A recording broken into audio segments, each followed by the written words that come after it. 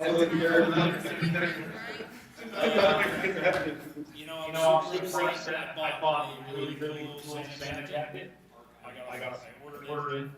The 4X could never emphasize.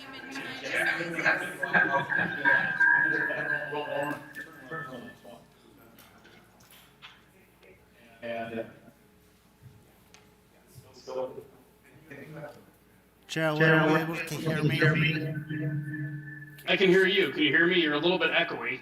Yeah, it's doing a little bit of echo.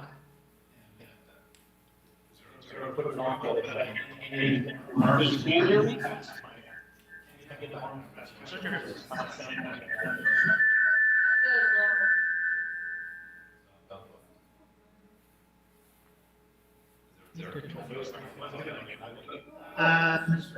No.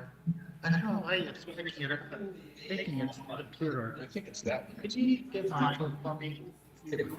Yeah. I think that one's on.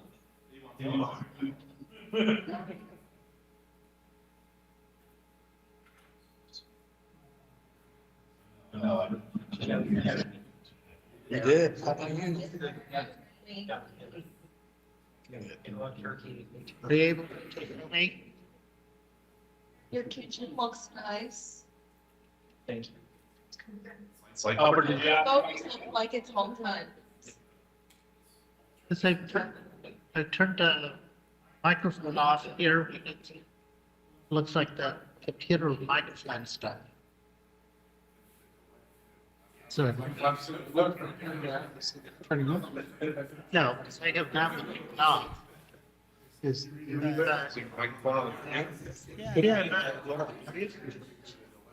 but you know, you're like, well, it's gotta be right in front of them. Because, can you come over on this side and take a look? gotta be. Just looking. Yeah. On It's got picture. no camera. It was just done by. We still tackle it. No, right. Is this working? Yeah, okay. Yeah, that should. Joe, could you test it again?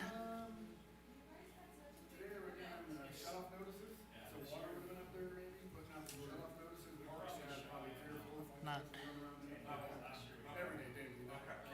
Could you hear me, Albert? Go ahead. No. That turned it all off. We can't hear him. Who are you talking to? That's our auditors. He's on the Teams. So you might have to, when he needs to speak, you might have to turn it, and then you should be able to hear him. Okay. Go ahead, Joe. Can you hear me now? Yes. Yes. Okay, Okay, that looks good. So just hit that and that mutes him, Okay. and then to unmute him, just hit it Did it again. again. Okay. Now you can hear him. Because the other day I tested it and I didn't have that. Well, it's good that the audio is coming through the computer, though. I mean, that's great. Yeah. Because because I selected the sound. You put him away? Okay. All right. Yeah. So when his turn to speak, we'll need to just turn the microphone back on. Do I need to put him on the screen also? Yeah. Just put him over there, and he has his own.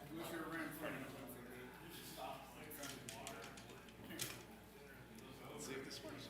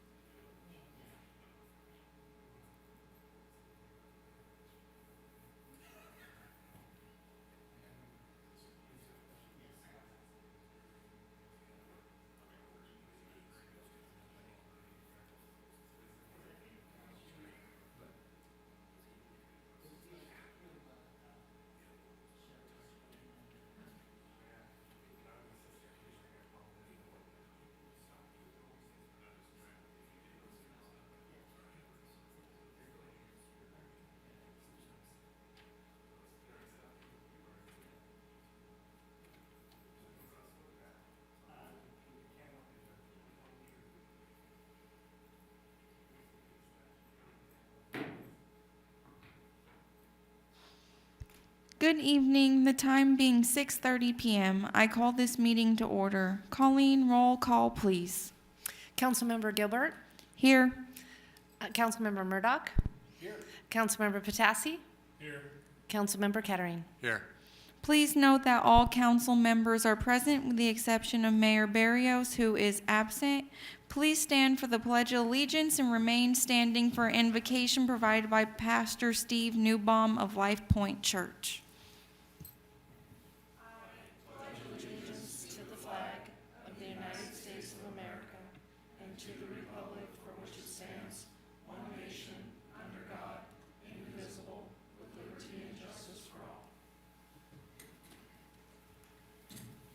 Let us pray.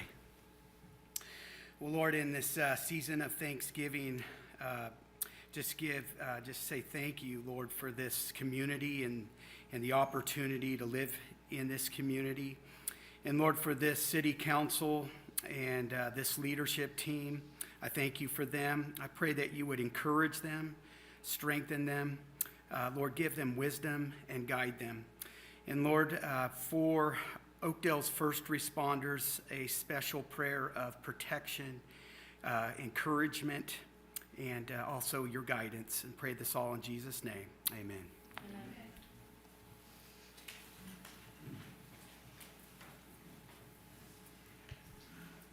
Reporting out of closed session, direction was given to staff. Are there any additions or deletions to the agenda? None at this time.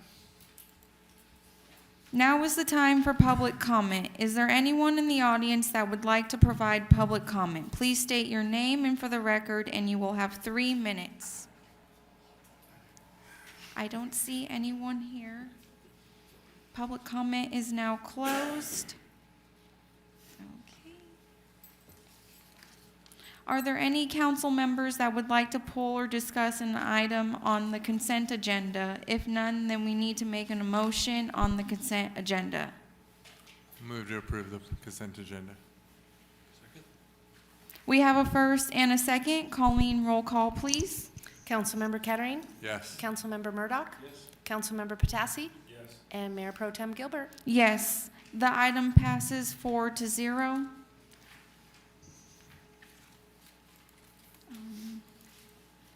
Okay, item 11.1, consider a resolution accepting the audit report for 2023 to 2024 fiscal year.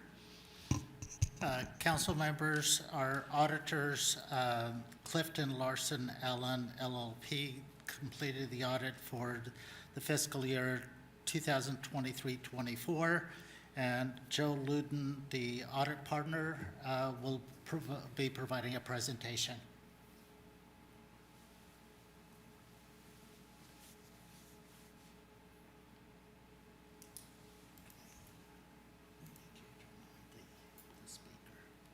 Well, and where's that?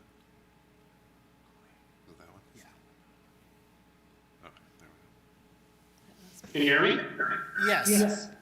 Okay. Can you see my presentation? Yes. Okay, excellent. Yes, like Albert mentioned, my name is Joe Luden. I'm a partner at Clifton Larson Allen, and I appreciate the time tonight to talk to you all about the results of our audit for the city of Oakdale. I'm going to start by going over an outline of what I'll be presenting tonight. Really, we're going to cover the scope of services that we provided for the city. We're going to touch on our auditor's opinion and reports that we did issue, and then our letters that we provide to those charged with governance. So number one, our scope of services. So we did provide an audit of the annual financial statements for the city, for the individual sewer fund, for the abandoned vehicle abatement program, and the Transportation Development Act Fund for the year ended June 30th, 2024. And we did this in accordance with both generally accepted and governmental auditing standards. So our auditor's opinion, which is within the financial statements for each one of those reports, really provided an unmodified opinion as of June 30, 2024. That is the highest level of opinion that we can provide. And our audit opinion is also going to touch on a few other items here, really the responsibility of management and the responsibility of me as an auditor. So for management really is responsible for both the preparation and fair presentation of the financial statements, meaning in the end, that product is really management's product. My responsibility as an auditor is to ensure that we perform within standards, everything we need to in order to express an opinion on those financial statements, that they are free from any material misstatement. Again, we do that by going through our testing to provide, reasonable assurance. And we did obtain that reasonable assurance through our testing. So we also have a couple letters. The first one I'm going to touch on is our internal control letter. This is where we consider the controls of the city. These are going to be things like your disbursement policy, payroll, and the controls related to those areas. And we would discuss whether or not there's any non-compliance, any significant deficiencies or material weaknesses. The only thing that we had this year was a material weakness related to the financial statement close process. And then again, no material compliance and no significant deficiencies. Our second letter has to do with those charged with governance, and this kind of touches on the timing of our audit and then a few other aspects of it. So again, our audit we did as of June 30th, 2024. We talked with management about what our plan was in order to do the audit through a letter that we issued, and then meeting with also finance management. Again, this is going to detail out that management is responsible for the selections and appropriate accounting policies. And in note 1 to the financial statements, they'll describe all of the policies that the city currently has. It's also going to describe that there are estimates that are included in your financial statements. The most significant of these estimates has to do with your pension plans and your OPEB plans. And those are detailed out in the note disclosures, why they're estimates and how they're included in your financial statements. The last couple items here are going to have to do with just other things that are listed out there. Did we encounter any difficulties during our audit? Did we have any disagreements with management during the audit? The answer to that is no on both accounts. And then also management does sign a representation letter at the end of the audit, which management also did. And lastly, to our knowledge, the city did not consult with any other accountants during the audit process about accounting matters. Again, these are all very standard parts of the letter. There's nothing unusual about this. Again, very, very standard. That really wraps up the presentation for fiscal year 2024, and I'm available for any questions that you might have.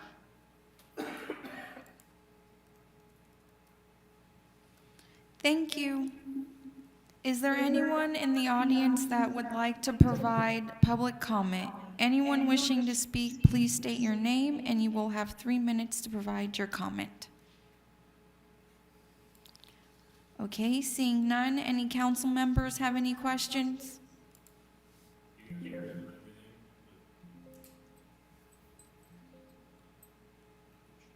Okay.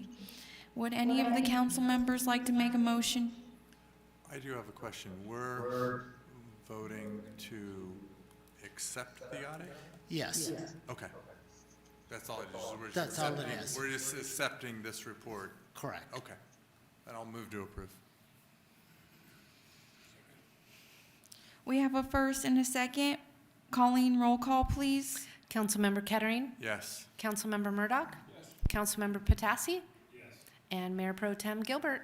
Yes, this item passes 4-0. The next item on tonight's agenda is item 11-2, an agreement with RP Landscaping for landscaping services in the Bridal Ridge and Vineyards LLMDS.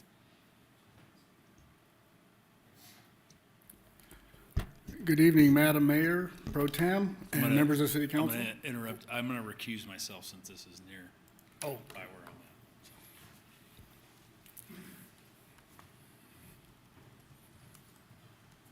I'm at. Hey, like you guys, 11.2, consider a resolution authorizing the city manager to execute an agreement with RP Landscaping in the amount of $26,245 for landscape maintenance services within the Bridal Ridge and Vineyards LLMDs to be funded by the Bridal Ridge LLMD Fund 284 in the amount of $3,750 and the Vineyards LLMD Fund 286 in the amount of $22,495.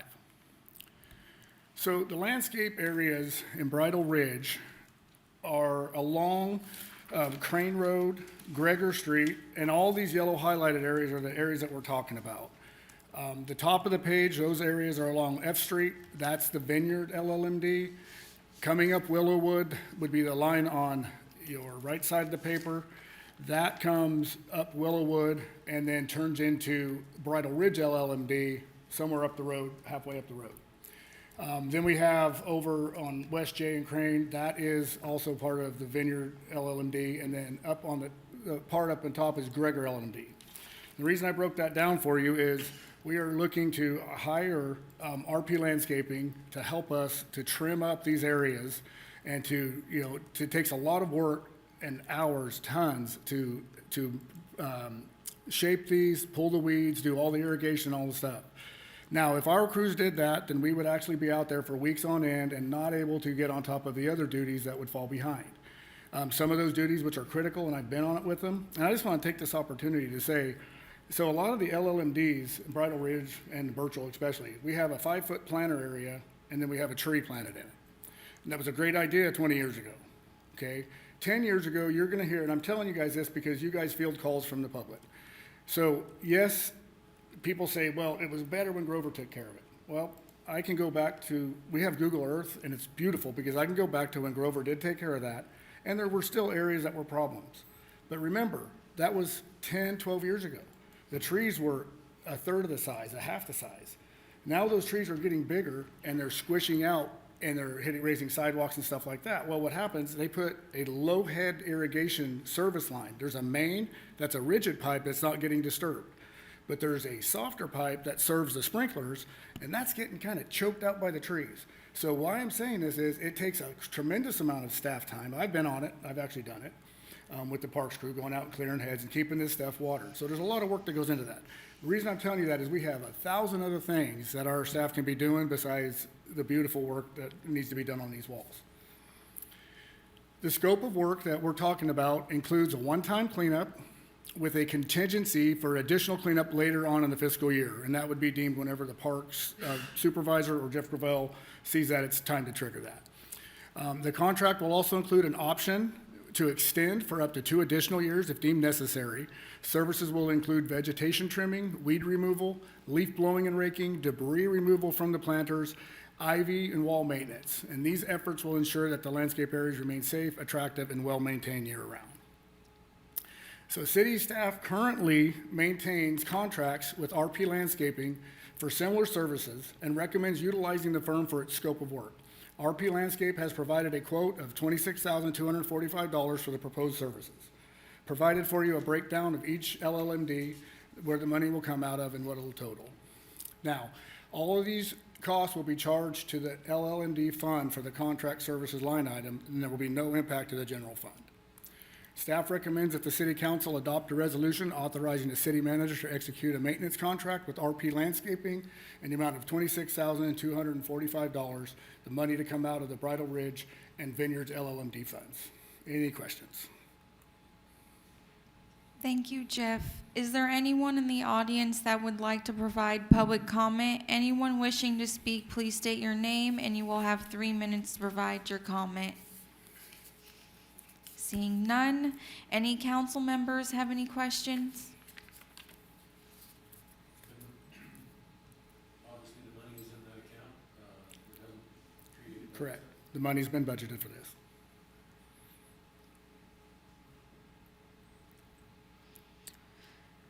Would a member of the council like to make a motion on this item?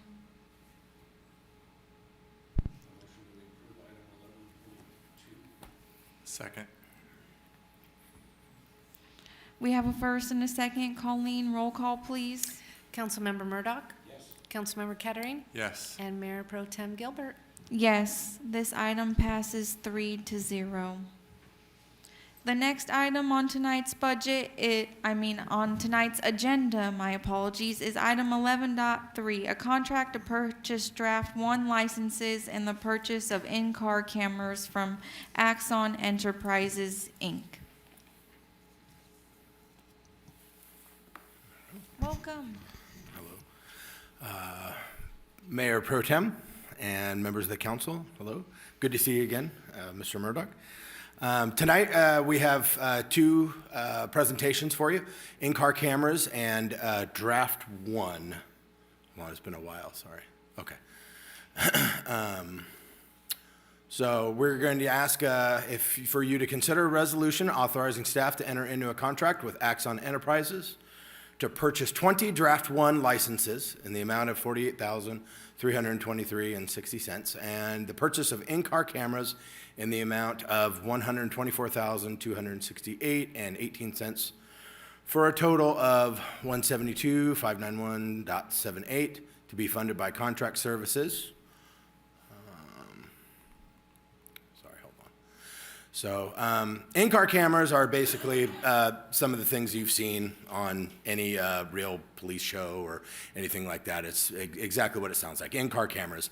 Also known as dash cameras, are vital for enhancing transparency, accountability, and safety in modern law enforcement. They protect both officers and citizens while providing clear, unbiased documentation of interactions and incidences.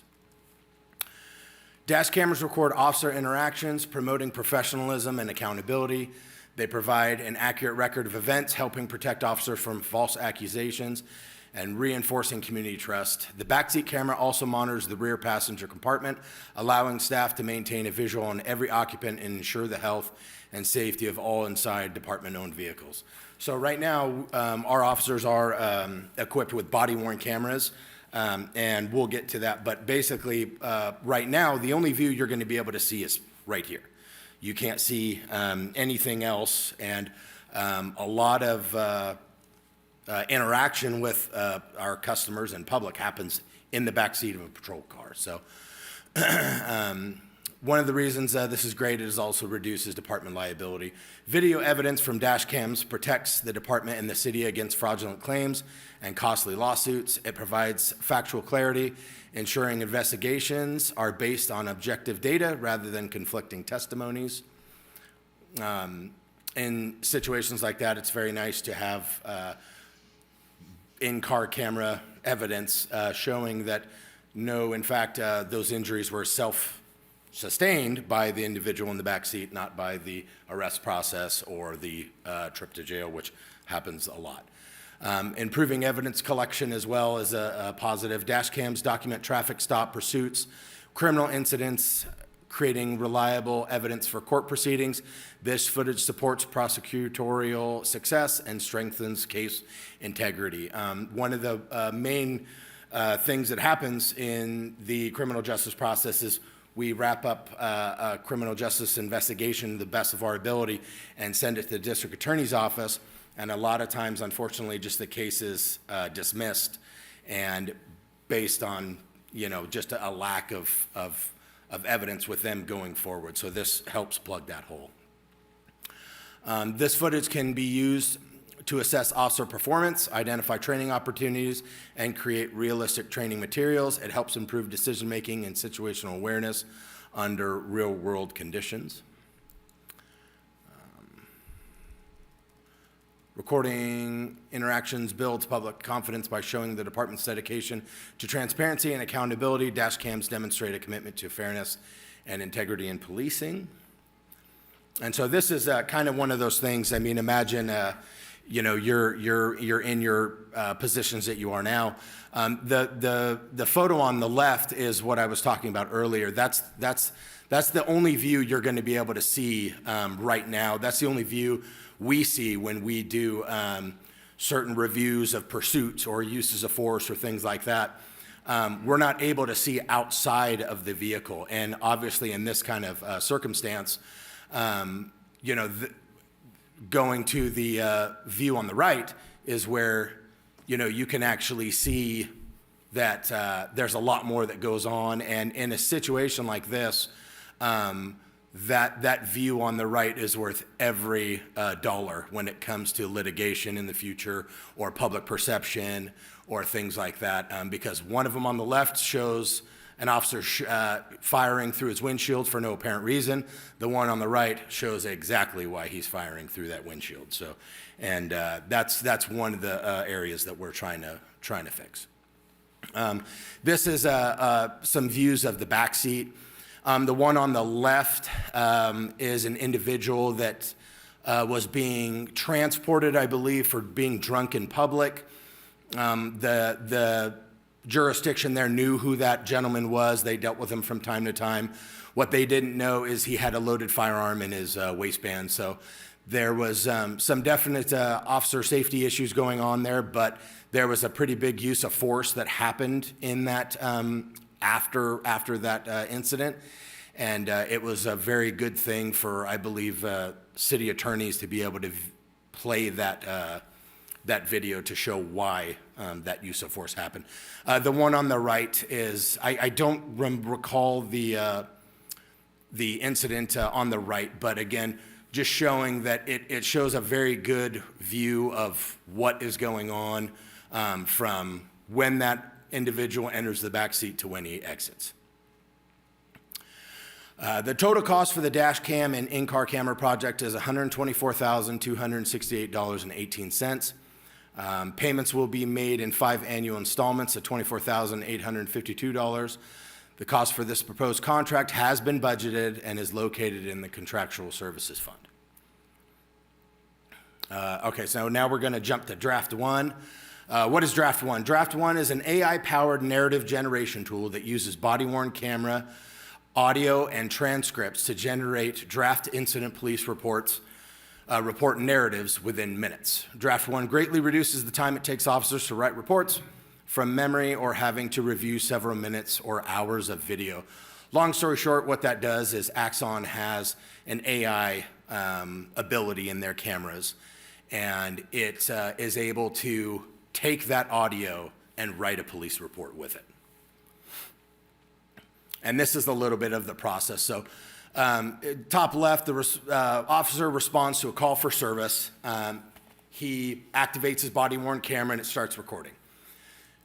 Once the public interaction is done, or when that officer feels like it's appropriate to turn the camera off, he'll stop recording. And within 5 minutes, the auto transcript and the AI start to generate a draft or generate a police report.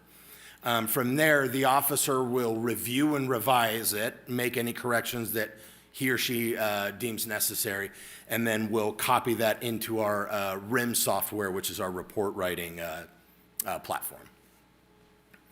So some of the benefits we've seen so far is more police patrols. The reason Oakdale is the safest city in the county is because we believe in the proactive policing. However, with proactive policing, we are doing countless arrests, citations, traffic stops, police reports. We have to do new things called stop data and RIPA, which is just more data entry for officers to have to do. Draft One is, we're really seeing a reduction in overtime costs and report writing time, which just means officers are out on the street that much faster, doing more proactive policing.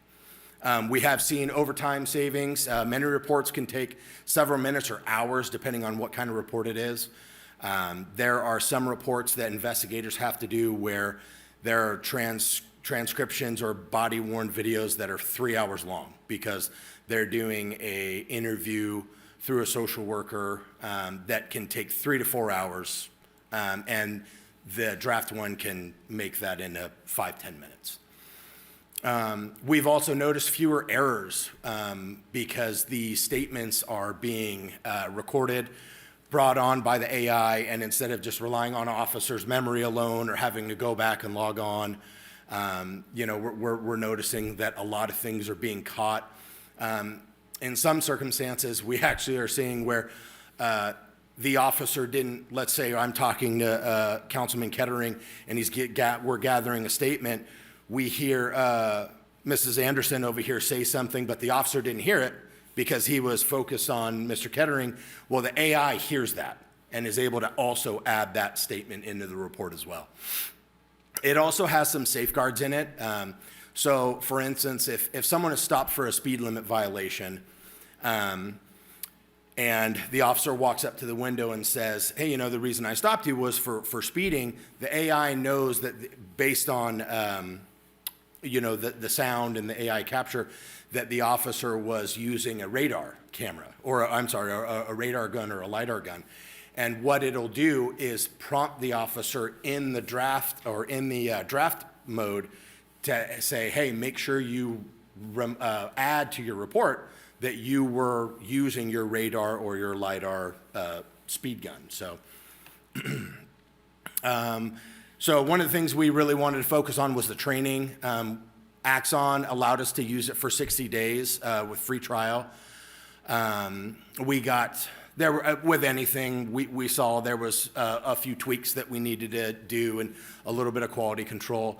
Again, we saw a pretty good reduction in report writing time, and all the officers, and I mean all, every single officer wanted to continue using Draft One. The total cost for 20 Draft One licenses over a 2-year contract is $48,323.60. This purchase can be funded by the Contract Services Fund, and a total fiscal impact for both projects, the in-car cameras and Draft One, is $172,591.78. So with that information, staff recommends that the city adopt the attached resolution authorizing the Oakdale Police Department to enter into a contract agreement with Axon for 20 Draft One licenses and in-car cameras for a total of $172,591.78. And if there's any questions, I'll try to answer.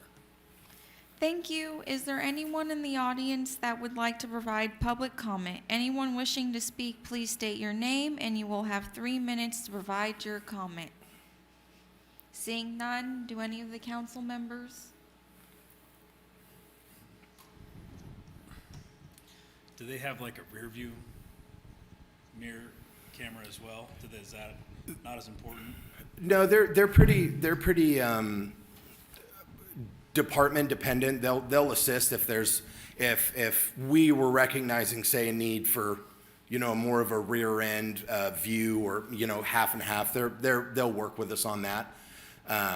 So that's something that we could do, but mainly what we're going to want is the view of that prisoner or whoever, it could be also someone that we're assisting to get home to, maybe they're a crime victim and we're transporting them away from the scene or something like that. So mainly that's what we want, is that back I was just seat. curious, because you see the shows and, officers have to take cover behind and shows another view, so I just didn't know if you guys were that angle too.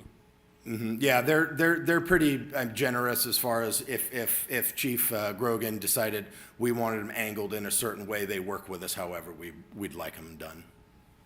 But right now, you guys just don't see a benefit to having one? At this point, no, but again, it's going to be a new technology that, is going to be vehicle dependent, maybe assignment dependent, I don't know, I don't want to jump in front of Chief and talk for him, but mostly industry standard is that back seat. Nice. Is this gonna save us on our insurance? Because I know right now for commercial auto, you get a discount when you have the cameras facing the road. It could potentially save us on all facets of litigation. Okay. All the officers love it, from what I'm guessing. Yes. So I guess I'm going to have to change how I teach my college classes about report writing, because that is changing. And I saw this toward the end of my career, that what is AI going to do for report writing? And I've talked to a few other agencies that they love this. So when I saw this on the agenda, I was like, okay, this is good. It's going to save time. I'll be curious 6 months down the road, what do we see as an organization? Was it benefit? Are the reports better?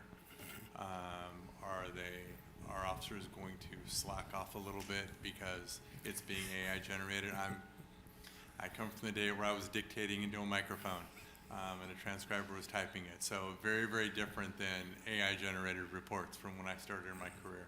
But I look forward to seeing the progress and seeing how the officers can do it. And the key is, I think it's going to save a lot of money. And the cameras, I think, is a great idea, and I think it's been a long time coming. So thank you for the presentation. Potentially, the cameras could save us more than just the Draft One. We had an incident, actually, Lieutenant Stever was astute enough to activate his body-worn camera and catch a green light, whereas had we not captured the green light, we'd been in a lawsuit, and we'd be paying for half the collision. In other words, we'd be paying for our car, and then the other party would be paying for their car. So this is a fail-safe. This is going to capture, could potentially capture if we're not at fault or if we're at fault, and save time and money all across the board. My office has been utilizing the AI, and it has seriously helped on our end for the errors and omissions claims. Would a council member like to make a motion on this item? I have another question. How are you may have already said it, but when do the cameras activate? When you turn on the sirens, or? You can set them up. It's kind of department and user dependent, depending on what administration wants. Usually it can be activated either by a door, by the sirens being activated, rifle or shotgun rack, a certain speed limit. I believe you can pretty much activate them however you deem fit, but I believe that's usually how they So work. either way, you guys, depending on the severity of the situation, it's gonna help you guys and activate itself and Yes. be even better for you. Are they buffering also, like Yes. the body worn cameras? Yes. So they have a buffer. In other words, they record for anywhere from 30 seconds to 2 minutes. And so then when they're activated, we're actually catching all that time before they're activated. Nice. They'll be set with the lights. So as soon as you activate the lights, the forward-facing camera goes on, as well as the body camera. So who is Axiom? Is there a competitor, or how do we know that, hey, we got a great deal? They are the industry standard. There are a few competitors, but you have to start worrying about, one, the longevity of their product. Law enforcement is notoriously rough on their equipment, and also especially in this instance with cameras, you really have to worry about online security and what kind of protection they have. We have looked into others that were right about the same cost, but just did not have, they don't have the recognition. They didn't have, in our opinion, we weren't able to see the data abilities as far as any kind of hacking or anything like that. And the other thing is Axon is something that just about, I'm spitballing, but probably 90% of law enforcement in America uses. So it kind of, you get into the weeds, and you kind of might be taking a pretty big risk when you move away from Axon, just because they've been around for so long, and they're just such industry standard in law enforcement. Thanks for that. Also, the integration, our evidence.com, which is all of our photos, our body-worn cameras, all integrate into what's called evidence.com. This will also integrate into evidence.com seamlessly. And then when we send our cases to the district attorney's office, they have evidence.com. So everything is automatic. It's all compatible. It's nobody has to take the time of racing all the evidence over to court cases, booking them into evidence, taking them out of evidence. It's all in the cloud. Would a member of the council like to make a motion on this item? Motion to approve. I'll second. We have a first and a second. Roll call, please, Colleen. Councilmember Patassi? Yes. Councilmember Kettering? Yes. Councilmember Murdoch? Yes. Mayor Pro Tem Gilbert?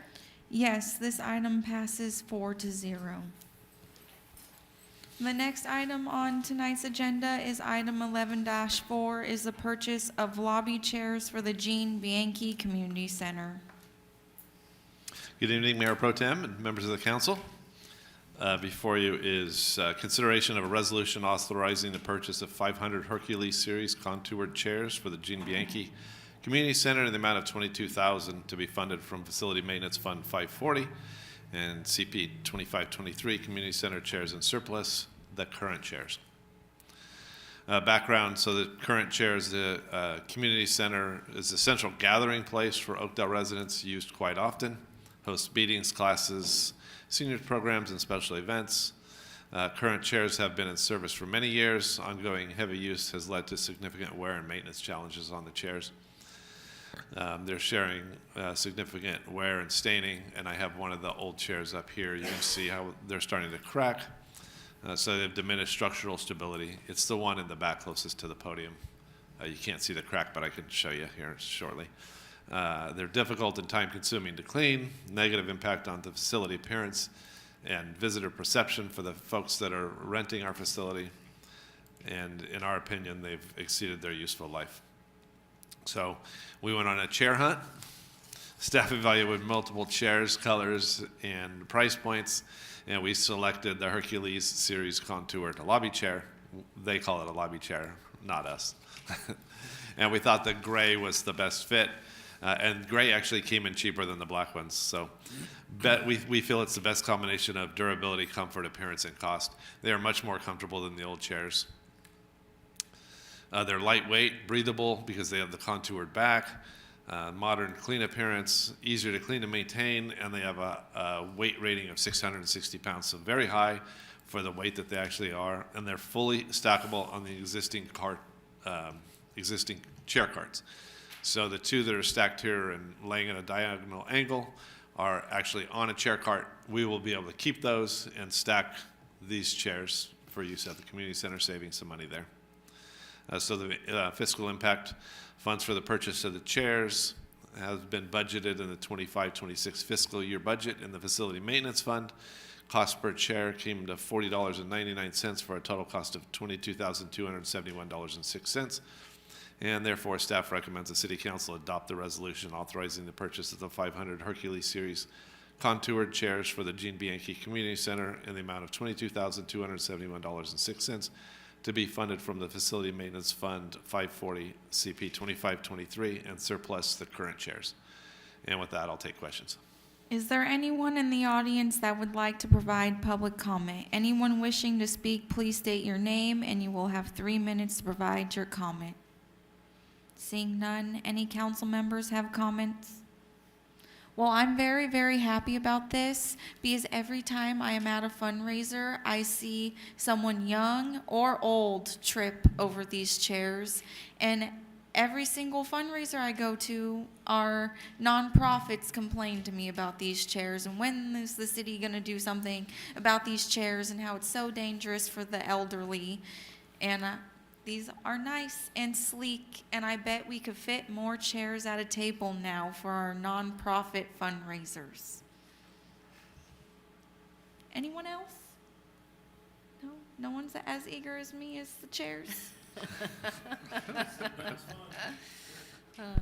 I'll move to approve.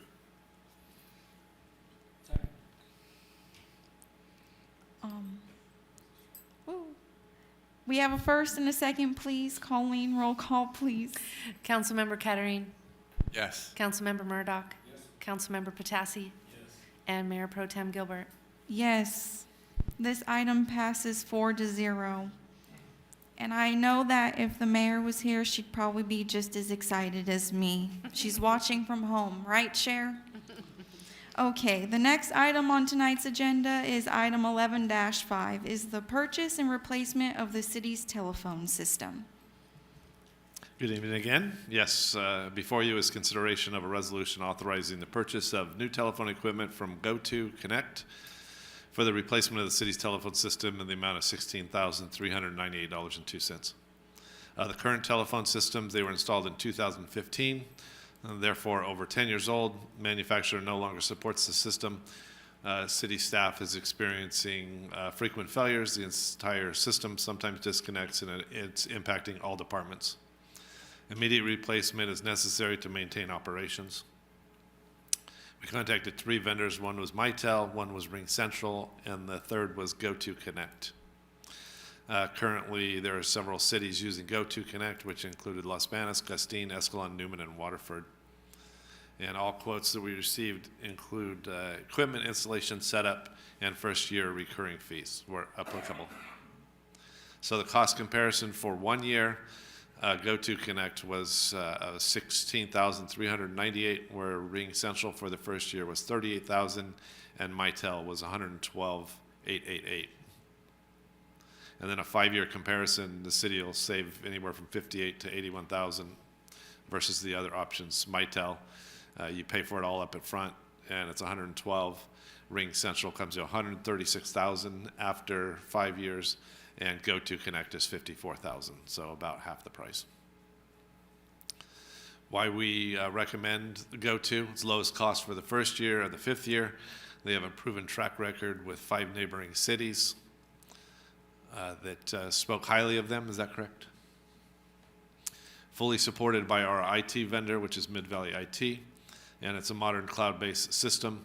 All costs are already budgeted across departments, zero additional fiscal impact on the budget. So the first fiscal year impact will be $16,398, and the 10-year fiscal impact will be $103,121. These costs have been budgeted across each department's contract service funds, and staff recommends City Council adopt the resolution authorizing the purchase of the Go2Connect telephone equipment as the lowest bidder. And with that, we'll take questions. Is there anyone in the audience that would like to provide public comment? Anyone wishing to speak, please state your name and you will have 3 minutes to provide your comment. Seeing none, any council members?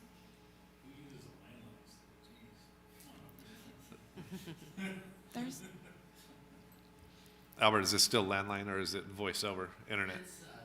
It's voice over IP. I just can't believe how much Ring Central is. That's what we use in my office. Yes, they are Quite a very pretty expensive. yeah. Would a member of the council like to make a motion on this item?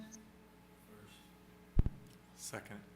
We have a first and a second. Colleen, roll call, please. Councilmember Patassi?